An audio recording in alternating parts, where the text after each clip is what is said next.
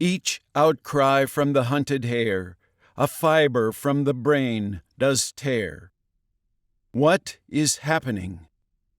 The field had already been opened. A lane a few feet wide had been hand-cut through the wheat along the whole circumference of the field for the first passage of the horses and machine. Two groups, one of men and lads, the other of women, had come down the lane just at the hour when the shadows of the eastern hedge-top struck the west hedge midway, so that the heads of the groups were enjoying sunrise while their feet were still in the dawn. Presently there arose from within a ticking, like the love-making of the grasshopper. The machine had begun, and a moving concatenation of 3 horses and the aforesaid long rickety machine was visible over the gate. And a moving concatenation of 3 horses and the aforesaid long rickety machine was visible over the gate. Along one side of the field the whole wain went, the arms of the mechanical reaper revolving slowly. The narrow lane of stubble encompassing the field grew wider with each circuit, and the standing corn was reduced to a smaller area as the morning wore on.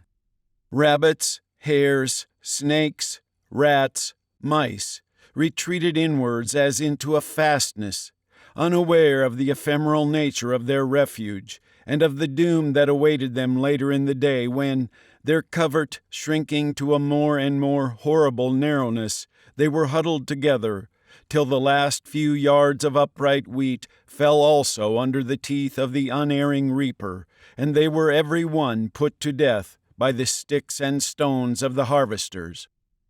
The reaping machine left the fallen corn behind it in little heaps, each heap being of the quantity for a sheaf, and upon these the active binders in the rear laid their hands, mainly women, but some of them men.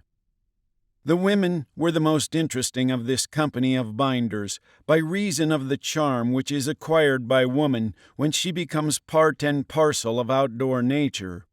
A field man is a personality afield. A field woman is a portion of the field. She had somehow lost her own margin, and assimilated herself with it. There was one wearing a pale pink jacket. Her binding proceeds with clock-like monotony. From the sheaf last finished, she draws a handful of ears, patting their tips with her left palm to bring them even.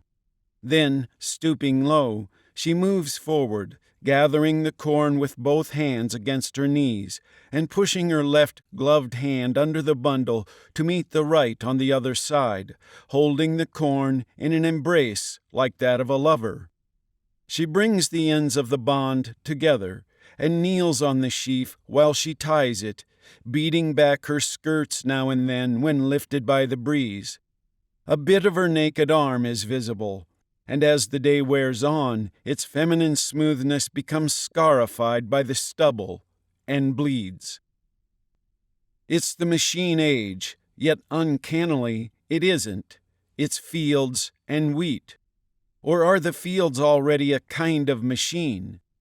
People appear as machine-like components, legs, clothing, arms, and hands moving. Tess of the D'Urbervilles, a fictional farming girl from 1891, appears as if she were a piece of a gigantic device, yet she also as a human individual exemplifying a weird contradiction between being and appearing. Seeing this contradiction, enabled by the machination of steam engines and Kantian code, forces us to think a far, far older machination still churning. A 12,000-year structure, a structure that seems so real, we call it nature. The slowest and perhaps most effective weapon of mass destruction yet devised. What is dark ecology? It is ecological awareness, dark depressing. Yet ecological awareness is also dark uncanny. And strangely, it is dark sweet. Nihilism is always number 1 in the charts these days. We usually don't get past the first darkness, and that's if we even care. In this book, we are going to try to get to the third darkness, the sweet one, through the second darkness, the uncanny one.